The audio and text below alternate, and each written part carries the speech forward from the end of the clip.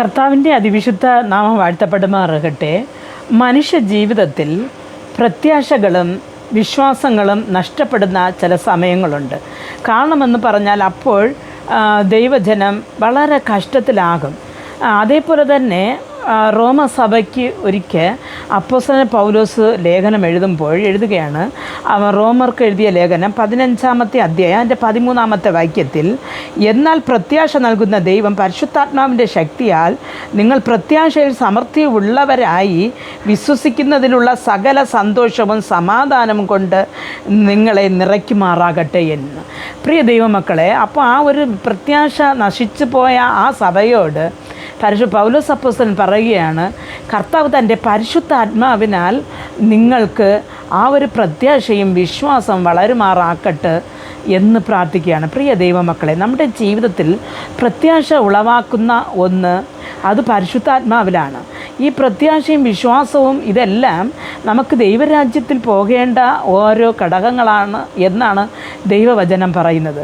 നമുക്ക് ആ ഒരു പ്രത്യാശയും വിശ്വാസം വർദ്ധിക്കുമ്പോൾ സമാധാനവും സന്തോഷവും അതോടുകൂടെ നമുക്ക് വർദ്ധിക്കുന്നു. എന്ത് തന്നെ കഷ്ടങ്ങൾ വന്നാലും എന്ത് തന്നെ നഷ്ടങ്ങൾ വന്നാലും ഈ ലോകം വിട്ട് പോകുമ്പോൾ നമുക്ക് ദൈവസന്നിധിയിൽ പോയി വിശ്രമിക്കാം.